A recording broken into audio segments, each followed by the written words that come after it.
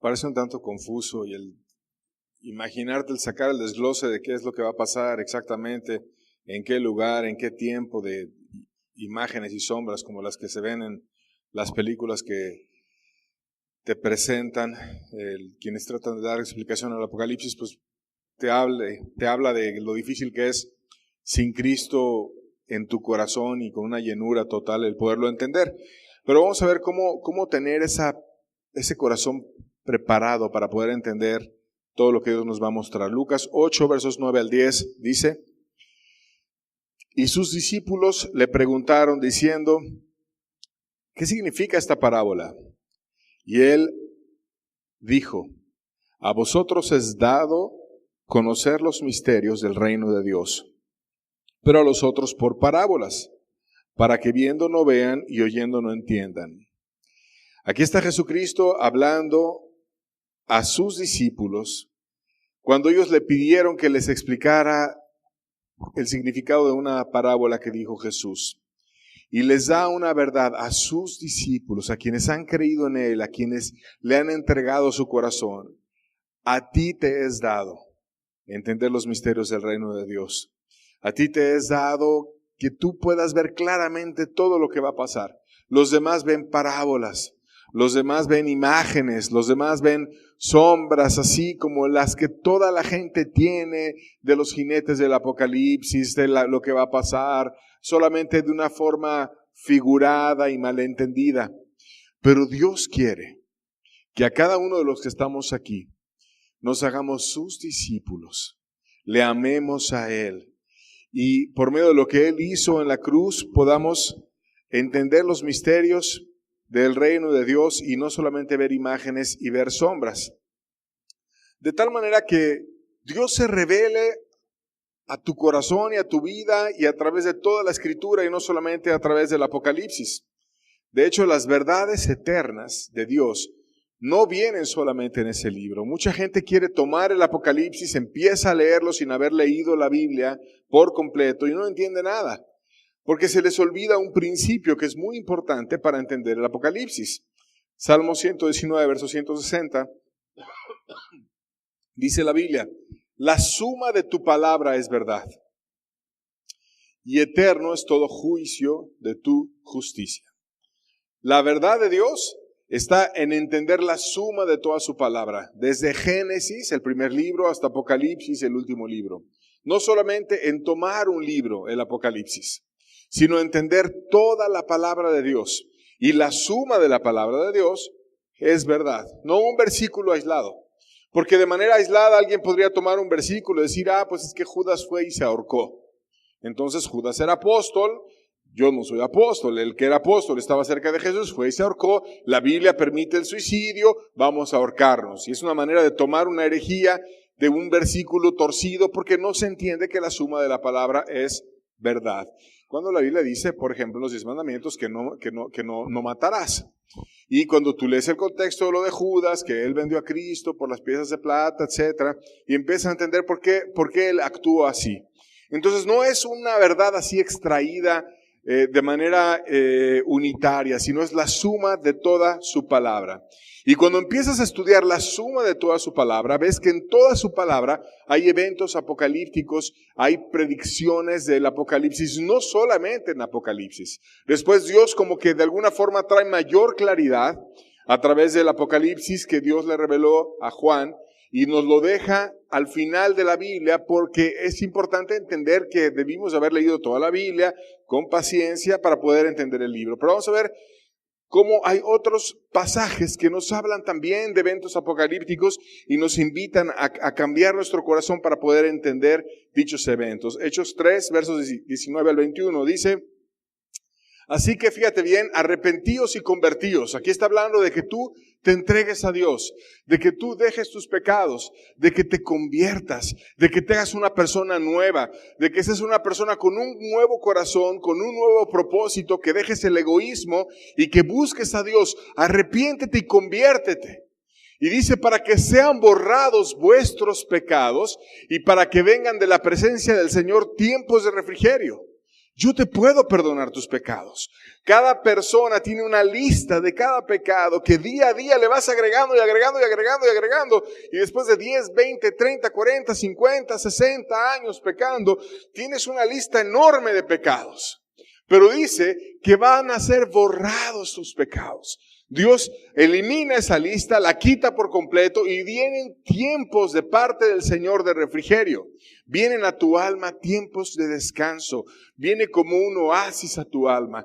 Viene una paz, viene una gracia, viene una bendición de parte de Dios para que tú puedas ser una nueva persona cuando tú te arrepientes y te conviertes. Y Él envía a Jesucristo, que os fue antes anunciado, a quien de cierto es necesario que el cielo reciba hasta los tiempos de la restauración de todas las cosas. Él va a enviar a Jesucristo. Lo envía a tu corazón y lo envía de nuevo, y aquí está ya hablando apocalípticamente, en el tiempo final. Dios lo va a enviar de nuevo, en el tiempo de la restauración de todas las cosas. De que habló Dios por boca de sus santos profetas que han sido desde tiempo antiguo. De tal manera que aquí te está predicando todo. Te está diciendo que tú te arrepientas, te está diciendo que tú te conviertas, te está diciendo que Dios quiere traer a tu alma tiempos de refrigerio, te está diciendo que Dios el Padre quiere traer a Jesucristo a tu corazón y a tu vida, pero que también lo va a traer de regreso a este mundo y va a pasar. Y que eso venía desde antes anunciado por los profetas desde tiempo antiguo. De tal manera que los profetas siempre estuvieron hablando lo que Jesús iba a venir a hacer desde tiempo antiguo. El mensaje del arrepentimiento va ligado al mensaje apocalíptico. El mensaje de cambiar tu vida para Dios va ligado a la advertencia de que Dios va a regresar. Y yo no quiero empezar a hablar del mensaje del Apocalipsis sin recordarte, Dios, querido amigo, tiene tiempos de refrigerio para ti. Tiene lo que ningún hombre te puede dar. Tiene lo que ninguna mujer te puede dar. Tiene una paz para tu alma que ninguna droga, ningún alcohol, ni la marihuana, ni el éxtasis, ni nada de lo que el hombre pueda ir a consumir para tratar de evadir sus problemas te puede dar. Dios trae un oasis y un cielo a tu alma. Y además va a venir por segunda vez. Y ese oasis lo va a traer físico. Y va a venir, va a ser como en la tierra va a ser como un cielo, va a gobernar Cristo aquí y luego también te va a llevar a un cielo real para que estés siempre con Él. Por tanto, te debes de arrepentir y te debes de convertir. Pero para esto es necesario que venga la restauración de Israel. Porque habíamos hablado la semana pasada que el púlpito del mundo es Medio Oriente. No es México el ombligo del mundo, el púlpito del mundo, Dios lo puso en Medio Oriente. Y Dios habló a través de la nación de Israel. Y Dios va a regresar a Israel. Y Cristo estaba en Israel y fue levantado a los ojos de los apóstoles en Israel. Y los ángeles le dijeron ahí a los discípulos, cuando le había preguntado en el pasaje que leímos juntos, ¿restaurarás el reino de Israel en este tiempo o en otro momento? Y le dijeron, así como Él se fue, así Él va a regresar. Y del lugar en donde Él se fue, Él va a regresar ahí también, en ese mismo país. Por tanto, es importante entender esa nación para poder comprender los eventos del Apocalipsis. Y vamos a ver los eventos principales en Israel en dos imágenes para poder empezar a entender qué es este país y qué nos puede enseñar. Primero que nada, hay un periodo de la entrega de la tierra de Canaán a Israel.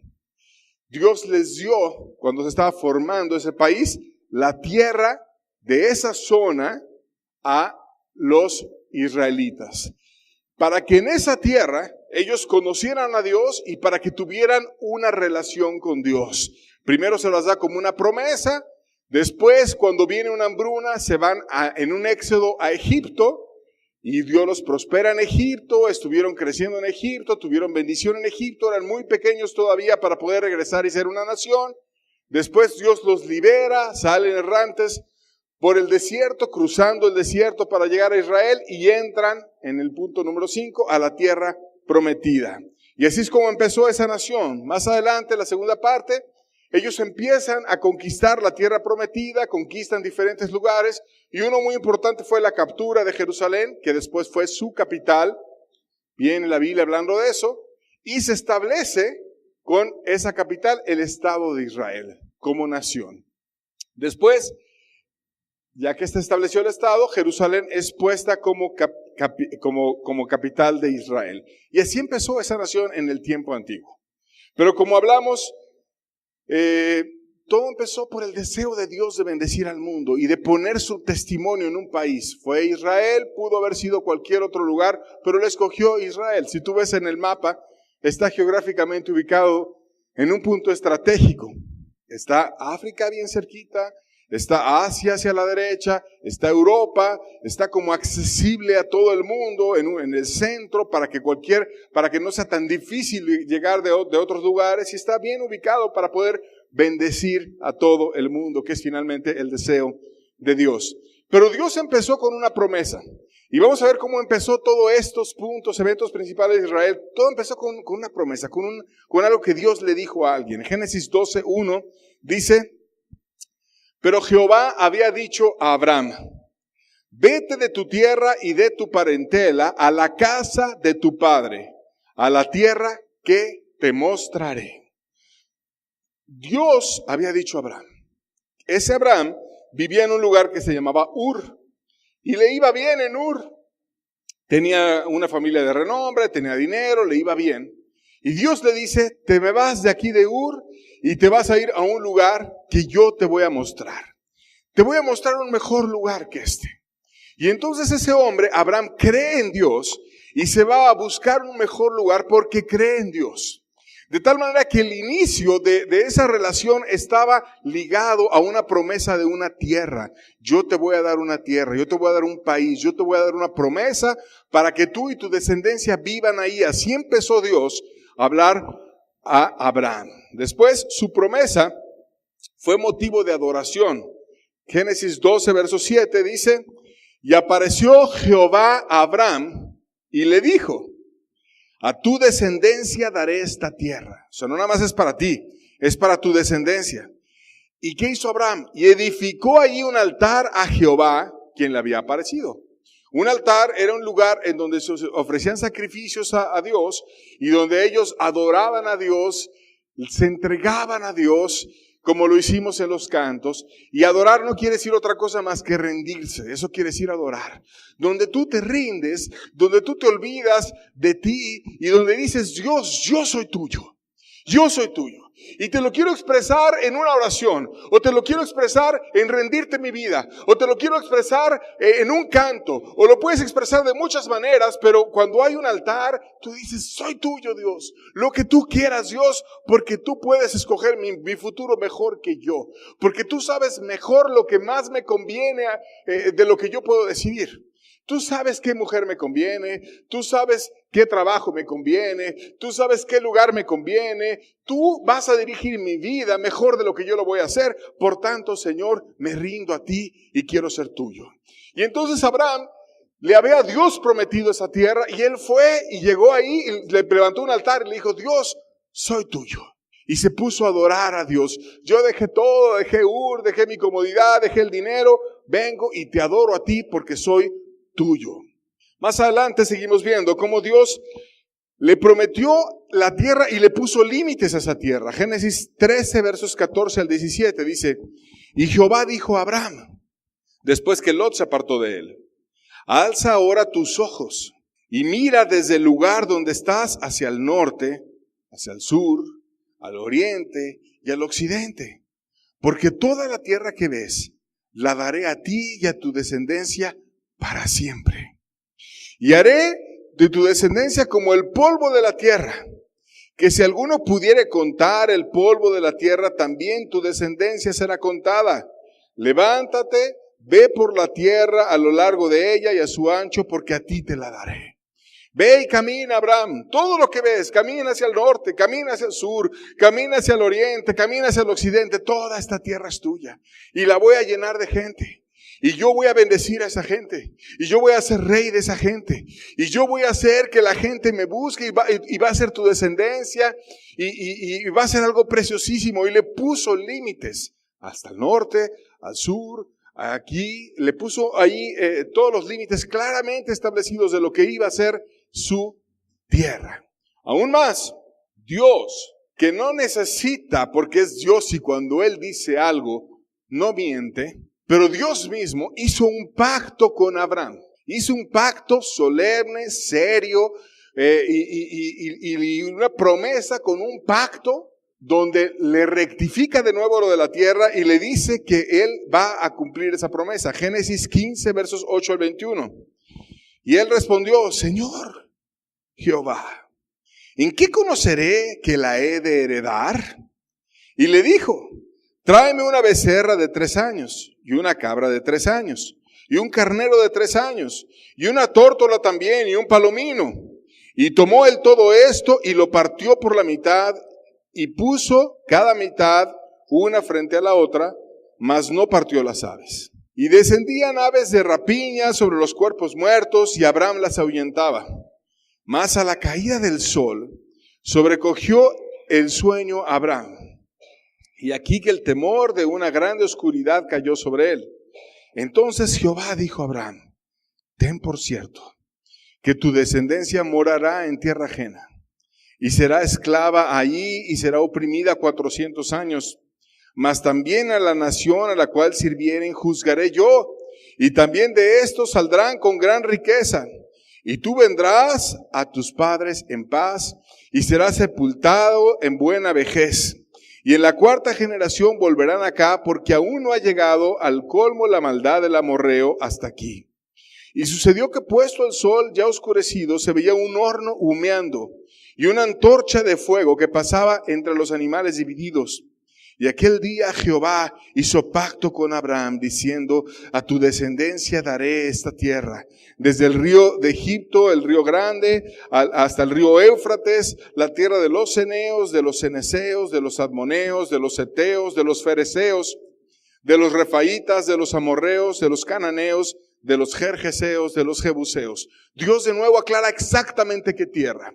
Dios dice cómo iba a ser el pacto. Dios promete. Un pacto es como cuando te casas, que dices, yo quiero tanto a esta persona que yo vengo y lo hago públicamente, llego a una fiesta, vengan todos, me voy a casar, ella va a ser mi esposa, ¿quieres tú? Si quiero, se intercambian el micrófono, firman el acta de matrimonio, hay testigos, está el juez, todo el mundo sabe que una nueva familia inicia. Y se compromete con, yo te quiero tanto, yo quiero vivir para siempre contigo, yo también, en las buenas, en las malas, en la enfermedad, como sea, no importa, yo voy a estar contigo siempre. Así es un pacto. Entonces Dios hace un pacto con Abraham. Y lo hacen a la forma antigua, con el rito antiguo, ponen los animales, y es un pacto que duró todo el día. Y había dificultades en el pacto porque venían las aves y a los elementos del pacto querían ahí las aves de rapiña llevárselos, pero Abraham las ahuyentaba y batalló por cuidar su pacto. Y Dios de repente, cuando estaba cansado Abraham, viene y en una columna de humo empieza a pasar así de fuego entre los animales y empieza a decir, yo estoy aquí y yo voy a guardar este pacto y toda esa tierra va a ser tuya.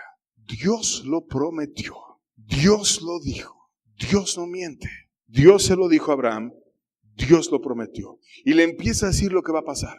Tu descendencia va a bajar a Egipto, van a estar 400 años en Egipto y después les va a ir mal, ya al final, y yo los voy a bendecir, pero van a empezar a padecer y entonces van a salir con gran poder y van a ser liberados y gran riqueza van a tener. Y todo eso pasó. Y es histórico, porque los israelitas bajaron a Egipto y estuvieron como Dios lo dijo 400 años y realmente al final fueron oprimidos y después Dios con poder lo liberó a Egipto. Y cuando Egipto los iba persiguiendo porque de repente se arrepintieron de haberlos dejado ir, Dios los defendió, los cuidó, los protegió. ¿Y cómo iba Dios? Iba en una columna de fuego. Los cubría con una nube también para que no estuviera el sol abrazándolos a ellos. Y estaban totalmente protegidos y les dio la tierra prometida. Y Dios incluso dice, ¿qué tierra? No cualquier tierra, te vas a llevar la tierra de los eneos, de los ceneseos, de los cadmoneos, de los seteos, 10 naciones. Los fereceos, los refaitas, los amorreos, los cananeos, los gergeseos, los jebuseos, exactamente esas 10 tribus que vivían ahí, a esas tú vas a ir y vas a llegar a esa tierra. Y ahí va a ser el pacto y va a ser tu tierra. Porque a veces hay frases y hay gente que dice, ¿y por qué hay tanto problema en Medio Oriente? ¿Y por qué se están peleando tanto por un pedazo de tierra que tiene el tamaño más o menos de Querétaro, que está tan chiquito y todo el mundo casi vuelto en guerras por eso? ¿Por qué tanto? ¿Por qué no agarran un pedazo de Texas y le dan ese pedacito de Texas a los judíos que vayan y se metan ahí y ya? ¿Y sabes por qué, amigo? Porque Dios lo prometió. Dios lo prometió. Ahí en ese lugar yo voy a estar. Y en ese lugar yo voy a regresar a reinar. Y entonces el diablo, que hay un enemigo de la iglesia, de tu alma también, va a hacer lo que sea para evitar que eso pase. Y por eso es que hay una lucha y hay todas las naciones y las potencias del mundo metidas en Medio Oriente. Dios lo prometió, Dios hizo un pacto con Abraham y así va a pasar. Después vino de Abraham Isaac, que fue su hijo. Dios le reconfirmó el pacto a Isaac. Génesis 26, versos 1 al 3. Después hubo hambre en la tierra, además de la primera hambre que hubo en los días de Abraham. Y se fue Isaac a Abimelech, rey de los filisteos, en Gerar. Y se le apareció Jehová. Fíjate, cuando había hambre, cuando había dificultad, cuando parecía que estaba huyendo, ahí Dios se le apareció. Y le dijo, no desciendas a Egipto, habita en la tierra que yo te diré. Habita como forastero en esta tierra y estaré contigo y te bendeciré. Porque a ti y a tu descendencia daré todas estas tierras y confirmaré el juramento que hice a Abraham tu padre. Oh, yo se lo juré a tu papá.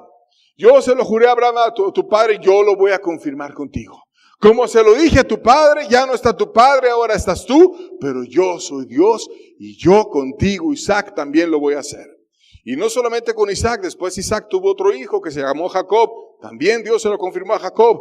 Génesis 28, versos 10 al 13 dice, salió pues Jacob de Berseba y fue a Harán y llegó a un cierto lugar y durmió allí porque ya el sol se había puesto y tomó de las piedras de aquel paraje y puso a su cabecera y se acostó en aquel lugar y soñó. Y aquí una escalera que estaba apoyada en la tierra y su extremo tocaba al cielo. Y aquí ángeles de Dios que subían y descendían por ella, y aquí Jehová que estaba en lo alto de ella, y le dijo, yo soy Jehová, el Dios de Abraham, tu padre, el Dios de Isaac, y en la tierra en la que estás acostado te la daré a ti y a tu descendencia. Esta tierra tiene un propósito.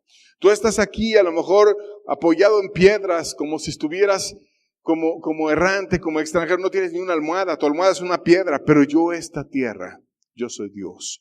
Yo te la voy a dar a tu descendencia también. Yo se lo dije a tu abuelo. Yo se lo dije a tu padre. Yo te lo digo a ti. Y tú vas a estar ahí también. Y tu descendencia va a poseer la tierra. Y la poseyeron. Después llegó la conquista. Se fueron primero a Egipto. Después salieron de Egipto con poder. Llegó la conquista de la tierra prometida, Josué fue y conquistó después de los eventos de Moisés cuando salieron de Egipto y empezaron a conquistar la tierra prometida. Y cuando se apartaron del pacto, Dios envió profetas y les dijo, no dejen el pacto, no se vuelvan al pecado, no se vuelvan a sus maldades. Y después cuando se apartaron del pacto, ellos olvidaron el pacto con Dios, mas Dios no olvidó el pacto con ellos. Jeremías 29:10 dice, porque así dijo Jehová, cuando en Babilonia se cumplan los 70 años, yo os visitaré y despertaré sobre vosotros mi buena palabra para haceros volver de este lugar. ¿Por qué dice esto este pasaje? Era Jeremías hablando. Porque estaban ellos en Babilonia. ¿Por qué en Babilonia? Porque llegó un país muy fuerte que se llamaba Babilonia, tomó a los judíos, se los llevó a Babilonia y estuvieron 70 años. ¿Por qué estuvieron en Babilonia? Por impíos.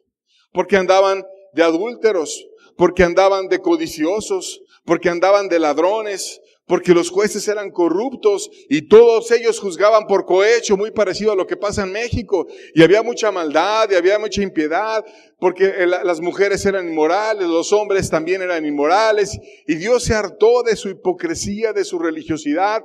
Les mandó a muchos profetas, les dijo que dejaran su idolatría, sus pecados, sus maldades. No quisieron, trajo a Babilonia y se los llevaron a Babilonia, a los que quedaron vivos y a muchos de ellos muertos también. Después de 70 años, los vivos, Dios los visita en Babilonia. Y Dios les dice, vas a regresar a ese lugar. Porque Dios siempre tuvo en su corazón el establecer en ese lugar su testimonio. Y regresan de la dispersión a los 70 años y vienen los judíos de nuevo a su tierra. Y después ocurre una segunda dispersión, que hablamos de ella la semana pasada, que ocurrió en Roma. Imagínate si se fueron 70 años a Babilonia después de haber caído en pecados, pues les tenía que ir peor cuando al que Dios había enviado, que era Cristo, lo colgaron en la cruz, al Mesías, a Dios hecho carne, lo colgaron en la cruz, no recibieron su palabra, no se quisieron arrepentir. Él que vino y les amó, les ayudó, les habló, les dio de comer, les multiplicó los panes y los peces, los sanó, les amó, les habló y no quisieron convertirse, sino que se pusieron duros y necios. Y entonces Dios terminó dispersándolos en el Imperio Romano, pero no 70 años, sino miles de años. Pero Dios no olvidó su pacto. Ellos colgaron al Mesías en la cruz, pero Dios no olvidó su pacto. Y vamos a ver qué fue la influencia que hubo del Imperio Romano en Israel. La primera influencia es que ocurrió una dispersión entre el año 63 antes de Cristo hasta el año 70 después de Cristo, ahí en la época en la que estaba Cristo y demás. Después vimos algunos videos la semana pasada de cuando tomaron el templo, quemaron el templo y cómo después también terminaron siendo decididamente dispersados.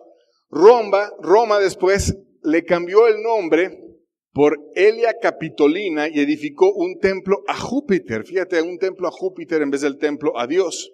Y se sublevó un hombre que se llamaba Bar Kochba y en 3 años y medio lo sometieron. Los romanos lo sometieron en 3 años y medio. Interesante número, porque ese número viene en el Apocalipsis varias veces y también viene en el libro de Daniel. Después, a la tierra ya sin los judíos, que antes era Israel, los romanos le llamaron Siria-Palestina. Y después siguió avanzando la historia y se dieron las guerras bizantinas, entre comillas cristianas, cuando querían recobrar el territorio, y pasaron por ahí los mongoles y musulmanes y los turcos, llegaron, destruyeron y edificaron, y ahí se quedaron en la tierra también. Y en 1867 hubo una visita de un escritor norteamericano que se llamaba Mark Twain, que él, después de visitar el territorio que alguna vez fue de Israel, escribió esto que nos da una referencia de cómo estaba el lugar. Un terreno desolado, cuya tierra es bastante rica, pero está llena de cerdos y una expansión de luto silencioso. En toda la ruta no vimos ni un solo ser humano. Eso dijo Mark Twain en 1867, cuando fue a Israel a ver lo que estaba pasando en aquel lugar. De tal manera que era un lugar desolado. Y después Dios empezó a cambiar el contexto mundial a favor del regreso de Israel. Y es muy importante el regreso de Israel, porque si Israel no hubiera regresado a ese terreno, no vendrían los eventos siguientes.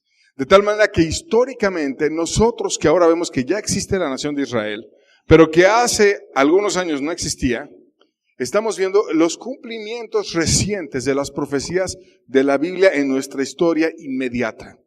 Y aun cuando ves pasos como los que están dando los presidentes el día de hoy, como Donald Trump, que dijo que iba a mover la capital de la embajada de Estados Unidos hacia Jerusalén, ves de nuevo que hay un paso más de consolidación de todo lo que estamos viendo sobre Israel. Pero vamos a ver cómo es que nació de nuevo esta nación en ese territorio al cual Dios trajo de nuevo los judíos. En la Primera Guerra Mundial, tú recordarás que fue la Gran Guerra y estaba Gran Bretaña y sus aliados combatiendo a los países del eje en el centro de Europa. Y a Gran Bretaña se le agotó la acetona. Esa acetona es un químico importado de Alemania y de este se obtenía la cordita, que es un componente especial para hacer pólvora. Y la pólvora es muy importante porque pues gracias a la pólvora puedes hacer balas, proyectiles y todo tipo de explosivos, bombas, granadas y demás, con las cuales tú puedas seguir en la guerra. Ahora, si el productor mundial de cordita era Alemania y tú estabas en guerra con Alemania, pues era muy obvio que no ibas a llegar con Alemania a decirle, véndeme cordita para que yo haga balas y bombas y después venga y te ataque, ¿no? No te la iban a vender. Entonces, el que ellos se les hubiera acabado la cordita y ya no tuvieran para seguir haciendo balas y bombas, era un problema muy grande, muy grande. Estaban quedándose sin armamento. Y había un químico judío que se llamaba Weizmann, se apellidaba Weizmann, que a él lo llamaron los ingleses para producir esa cordita de una forma sintética. Era un hombre muy inteligente, era un químico judío, y le dijeron, sabemos que tú eres muy inteligente, que tú eres muy capaz, tenemos el problema de la guerra, ayúdanos a producir cordita porque no podemos ir con Alemania para que ellos nos vendan la cordita. Y entonces, si vemos la siguiente imagen, en la misma época en la que Weizmann producía la cordita, las fuerzas británicas estaban peleando con los turcos por el control de Palestina. Era parte de la guerra. Medio Oriente, Inglaterra peleaba con Turquía, que estaba aliada con Alemania en la Primera Guerra Mundial, y querían tener el control de Palestina. Y a Weizmann le preguntaron, porque empezó a producir la cordita y además lo hizo de una mejor manera que los alemanes. Logró producirla de forma sintética y ¿qué crees? Que explotaban mejor las balas, salían mejor las bombas y tenía más fuerza y más intensidad. Y entonces los ingleses estaban agradecidísimos con ese hombre. Y dijeron, ¿cómo le vamos a hacer? ¿Cómo te podemos recompensar? Porque si no fuera por ti, ya no tendríamos balas, no tendríamos bombas, no tenemos nada. ¿Qué te podemos recompensar? Le dijeron al judío. Y él dijo, y está escrito ahí, si Gran Bretaña gana la guerra o la batalla por Palestina, pido un hogar nacional para mi pueblo en su antigua tierra. Yo pido que den un lugar nacional para mi pueblo en su antigua tierra. Es lo que quiero. Y Gran Bretaña le concedió esa petición a ese judío. Y vamos a ver la siguiente imagen.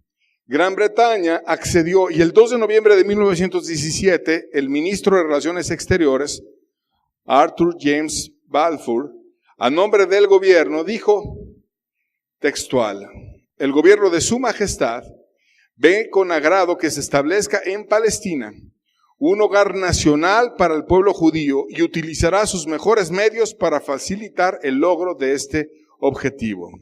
No era la nación de Israel, era un terreno nada más, con algunos árabes ahí y con los turcos que estaban peleando por él. Finalmente vencieron, tenían ahora los ingleses el control y dijeron, vamos a cumplirle al judío lo que dijimos. Él nos ayudó a tener balas y a tener bombas, vamos a dejar que puedan regresar. No era que hicieran una nación, sino nada más que puedan regresar. Que vengan los judíos a este lugar que hace muchos años, miles de años era su tierra, y que puedan regresar. Les vamos a dar permiso de regresar. Y entonces empezaron a mucha cantidad de judíos, de tal manera que los árabes se quejaron con los ingleses y le pusieron un límite y dijeron por decreto que solamente 1,500 judíos podían entrar por mes. Y cada mes venían 1,500 judíos, pero después empezaron a hacer redes para entrar por otro lado, venían de un lado, venían de otro, se organizaban y llegaban, y pronto había una gran cantidad de judíos.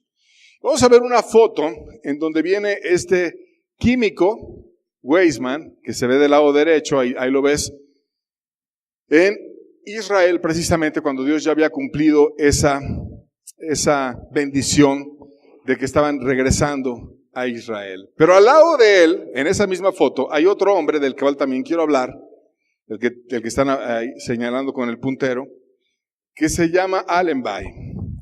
Y ese hombre era una persona que dicen que era cristiano y que era general. Y vamos a ver en la siguiente imagen la descripción. Ese hombre, en diciembre de ese mismo año, cuando ves la foto, se subió a sus aviones e hizo que sobrevolaran la ciudad, y estamos hablando de Jerusalén, y que descargaran folletos firmados por él mismo. Y básicamente lo que él les decía en los folletos era que los musulmanes se entregaran, que no hubiera guerra, y que dejaran que entraran a la ciudad de Jerusalén. Y cuando vieron los musulmanes que Allenby, el general, firmaba, como Allenby se parece a Alá, así en la manera en la que empieza el nombre, pues muchos creyeron que venía de parte de Alá la orden, y entonces dejaron que entraran a Jerusalén sin disparar ningún tiro ni nada, y los dejaron entrar a los judíos a Jerusalén. Y por eso ves esa foto en la cual está el judío Weizmann y el general Allenby, que entró a Jerusalén. Y vamos a ver un video corto. No está, en aquella época no había mucha tecnología para filmar, pero en ese video ves las dos cosas. Ves al judío, ves Jerusalén, mira, ves la forma en la que la gente se viste, a la usanza antigua, gente de corte árabe también, y están simplemente filmando diferentes zonas ahí de Jerusalén. Ves el Muro de los Lamentos, y ahí ves a los dos, a Allenby y al judío que hizo la cordita para la explosión. Y ahí ves cómo entra Allenby después de que voló, eso es histórico, arrojando los folletos. Él está entrando al inicio, no hay batalla, no hay nada, lo están dejando entrar, está subiendo tranquilamente, y voltea ese hombre y está en Jerusalén. Entrando a Jerusalén sin guerra, sin disparos, sin nada. Y muchos teólogos han dicho que esta parte histórica que acabamos de ver fue el cumplimiento de una profecía en Isaías 31:5, que la vamos a leer, y dice: como las aves que vuelan, así amparará Jehová de los ejércitos a Jerusalén, amparando, librando, preservando y salvando. Como las aves que vuelan. Dios usará algo que vuela como las aves. No dice con aves, ¿verdad? Sino como las aves que vuelan. Y que usó aviones que llevaban folletos. Y Dios amparó a Jerusalén y la libró de guerra y la preservó. Y regresaron judíos también para que entraran allí a Jerusalén. Y no hubo disparos, e incluso ese hombre, Allenby, le dijeron: oye, no vas a entrar en un jeep o a caballo de alguna forma. No, yo voy a entrar caminando. Entró caminando porque era humilde y no quería entrar presumiendo ni nada, sino entró caminando a Jerusalén. Y es un hecho histórico de cómo entraron en esa ciudad. Después ya estaban los judíos ahí, ya podían empezar a entrar a Jerusalén, se estaban estableciendo, llegaban de todas partes del mundo, seguían poblando, pero simplemente era un lugar en donde los judíos podían venir y vivir, y también los árabes. Vino la Segunda Guerra Mundial y tú sabes lo que pasó. Fueron perseguidos terriblemente en Europa, fueron masacrados, 6 millones de judíos muertos, los mataban de hambre, les quitaron sus propiedades para financiar la guerra, los trataron terriblemente, murieron muchísimos en campos de concentración. Y después de la derrota de Alemania, Israel dijo: bueno, ya hay muchos judíos ahí, ¿por qué no me dejan establecerme como nación? Y el 14 de mayo vino la independencia de Israel. Todo el mundo se enterneció. ¿Qué mal les fue a los judíos? ¿Cómo los sacaron de los campos de concentración? Cuando vieron los videos, cuando vieron las fotos, no es posible que ellos estén así. Entonces la ONU, el 14 de mayo de 1948, permitió que se constituyera la nación de Israel en esa tierra, y quedó dividida así: el 77% para los árabes y el 23% para los judíos. Y ese pedacito inicial eran 8,000 kilómetros cuadrados, un pedacito pequeño, 8,000 kilómetros cuadrados, la independencia de Israel. Posterior a la declaración de la independencia, los árabes no les gustó mucho Y empezaron a juntar naciones que fueron a pelear. No es posible que ellos vengan a hacer una independencia aquí judía. Nosotros no queremos a judíos también. Y fueron a atacar las naciones vecinas a Israel.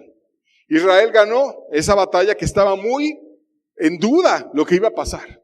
¿Cómo estos que todavía no son ni nación, ni están organizados, sino un grupo de vecinos que vienen aquí, cómo van a pelear contra países que ya son naciones y que vienen contra ellos?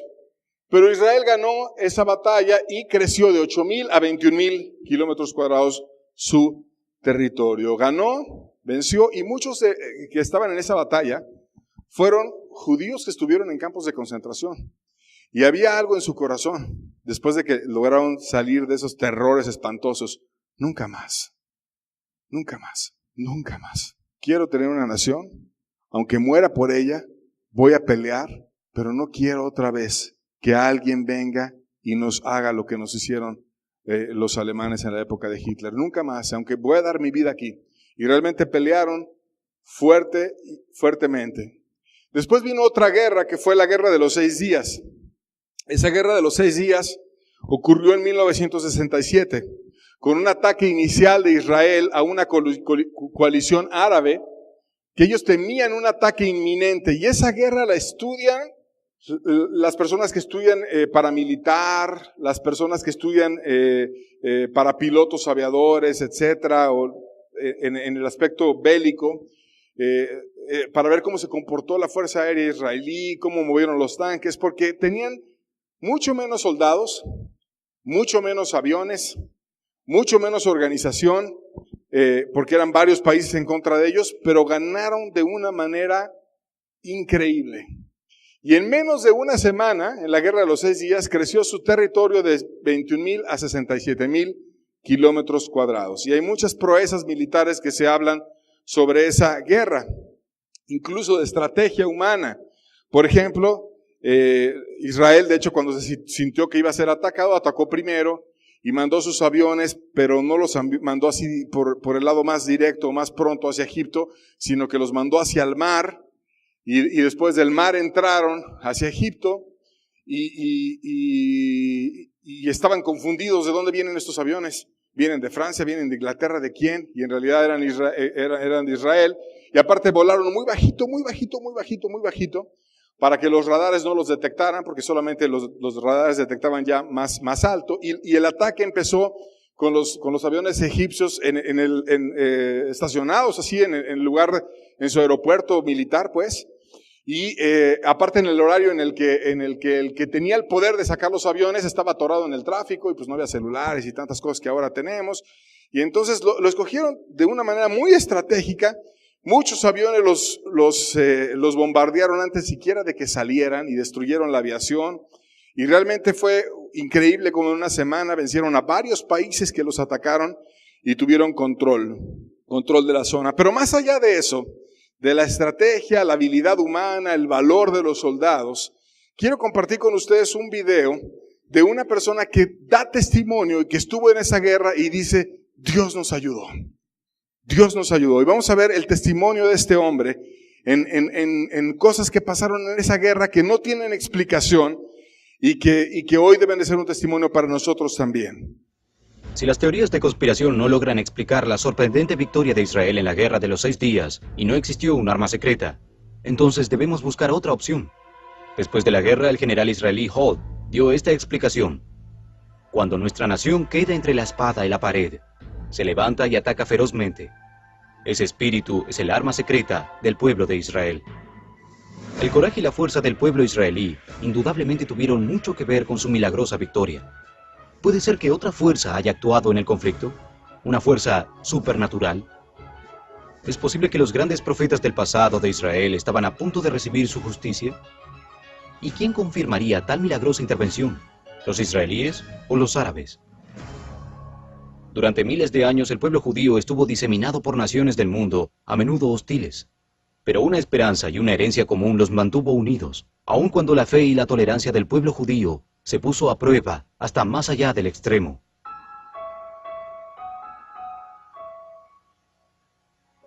Quizá debido a esto el espíritu colectivo y la firmeza de los israelíes se endurecieron como el acero, convirtiéndolos en uno de los guerreros más feroces de la tierra. ¿Acaso esto explica cómo superaron tremendos obstáculos para ganar la guerra de los 6 días? Tal vez, pero puede haber otra explicación. Estoy convencido de que hubo una intervención divina en la guerra de los 6 días. Si comparamos los dos ejércitos y vemos el número de soldados y la cantidad de maquinaria, es imposible que hayan triunfado sin ayuda externa. Israel era una nación contra un mar de estados árabes. Parecía que sin duda íbamos a perder y dejar de ser una nación entre naciones cuando ganamos. Y especialmente cuando liberamos la sagrada ciudad de Jerusalén. No tuvimos dudas de que fue una victoria concebida por Dios. Durante la guerra de los 6 días ocurrieron varios hechos que son muy difíciles de explicar. Parecen estar en el plano de lo supernatural más que en el plano natural. Parecían estar actuando a favor de Israel. Un cabo mujer conducía un jeep con el comandante del regimiento en un vehículo blindado cuando vio en el camino un enorme fuego que se levantaba. El comandante no vio nada y la mujer, pensando que sus antiparras estaban sucias, le gritó que se desviara del camino. Estaba seguro de que había peligro porque conocía bien a la mujer y confiaba en su palabra, aunque no veía nada. Sin embargo, se desvió por otro sendero que apareció entre las dunas. La columna de vehículos que iba detrás lo siguió. Solo un jeep continuó por el camino original. De pronto hubo una tremenda explosión y un incendio. El jeep que no se había desviado pasó directamente por un campo minado egipcio. ¿Acaso esto solo es un fortuito ejemplo de los trucos que la arena del desierto puede jugarle al ojo humano? ¿O en realidad la cabo vio una visión que le advirtió del peligro que había adelante? Más importante, ¿por qué esta guerra estuvo llena de tantos ejemplos de hechos inexplicables que actuaron a favor de Israel? Israel es un milagro, y la forma en que Dios aparece en el campo de batalla a lo largo de la historia de 4000 años es un milagro. En la batalla que llevó a la guerra de los 6 días en los límites de Siria con Israel, fui gravemente herido durante una batalla muy dura y muy larga. Un tanque me pasó por encima del cuerpo y quedé en el campo de batalla casi muerto. Me quedaban pocos minutos de vida. Cientos de soldados sirios vinieron desde la montaña y me rodearon por todos los costados. En los últimos momentos de mi vida pude oír cómo cargaban las balas para dispararme. Y de pronto, cuando estaban listos para disparar, se dieron vuelta y no lo hicieron. Corrieron rápidamente hacia la montaña. En ese mismo momento pude ver una gran luz que me cubría por todos lados y oí la voz de Dios que le hablaba a mi corazón y decía: no vas a morir, Gershon. Sé fuerte. Estoy contigo. Poco tiempo después llegaron los soldados israelíes. Me vieron y me llevaron al hospital. Pero lo más extraño sucedió unas pocas semanas después, cuando los observadores de las Naciones Unidas, que observaban la batalla entre los sirios y mi unidad, vinieron y me dijeron: vinimos a ayudarte. El divino, vivo y fuerte. Hablamos con los oficiales árabes que comandaron la batalla contra tu unidad y les preguntamos por qué no le dispararon a este joven oficial israelí cuando tuvieron la oportunidad de hacerlo. Y ellos respondieron: no pudimos matarlo porque cuando estábamos por dispararle de pronto aparecieron miles de ángeles. Los vimos con nuestros ojos y lo único que pudimos hacer fue dar la vuelta y correr rápidamente hacia las montañas. El Dios de los judíos quería a este soldado israelí con vida. Otro gran milagro ocurrió en Sinaí, cuando un soldado israelí que había perdido su unidad estaba solo en la zona y de pronto vio una unidad de egipcios, una unidad militar de miles de egipcios. De pronto, cuando ellos lo vieron, levantaron las manos y caminaron hacia él, creyendo que los capturaría. Él estaba sorprendido.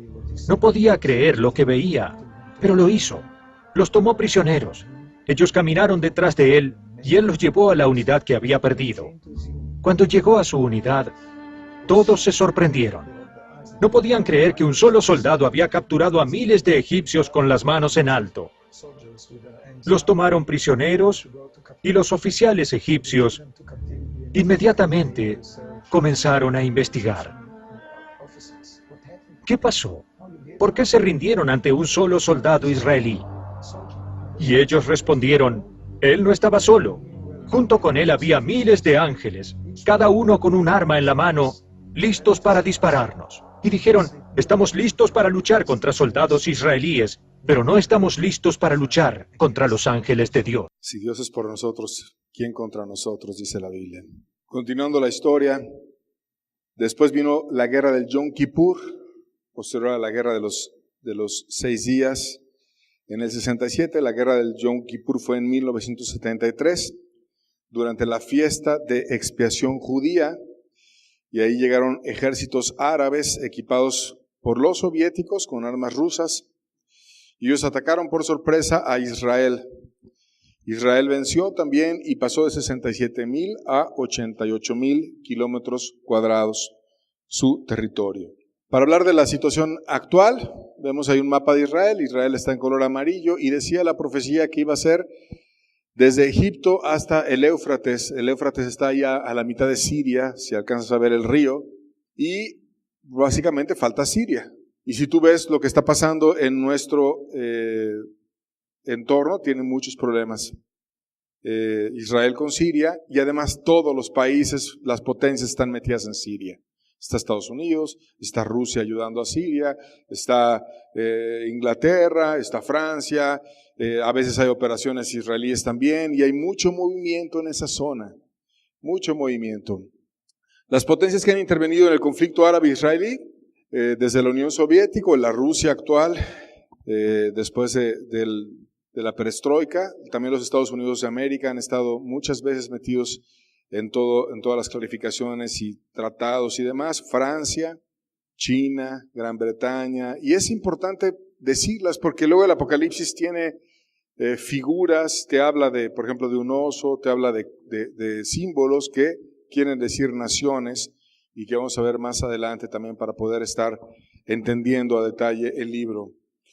De tal manera que el conflicto en Medio Oriente es mucho más que una cuestión de políticos y voluntades de líderes, tiene que ver con la fe de los judíos, tiene que ver con la fe de los musulmanes y tiene que ver con un interés real, mundial de Dios, de establecer lo requerido para que sean liberados los sellos y para que sean liberados todo lo que va a venir como un desencadenamiento en los eventos apocalípticos, y que una parte importante es el establecimiento de Israel como nación.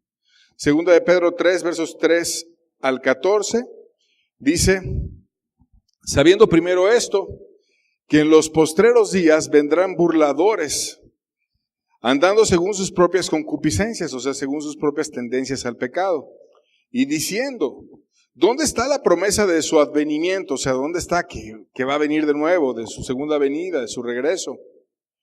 Porque desde el día que los padres durmieron, todas las cosas permanecen así como desde el principio de la creación. Estos ignoran voluntariamente que en el tiempo antiguo fueron hechas las cosas por la palabra de Dios, los cielos y también la tierra, que proviene del agua y por el agua subsiste. Por lo que el mundo de entonces pereció anegado en agua, pero los cielos y la tierra que existen ahora están reservados por la misma palabra, guardados para el fuego en el día del juicio y de la perdición de los hombres impíos. Y esa parte la subrayamos. Mas, oh amados, no ignoréis esto, que para el Señor un día es como 1000 años y 1000 años como un día. O sea, Dios no se desespera. Dios ve toda la historia y Dios no es como nosotros que queremos todo inmediato. Dios es paciente. El Señor no retarda su promesa, según algunos la tienen por tardanza, sino que es paciente para con nosotros. Es paciente. ¿Por qué? De nuevo subrayado, porque Él no quiere que ninguno perezca, sino que todos procedan al arrepentimiento. De tal manera que Dios va a volver a venir.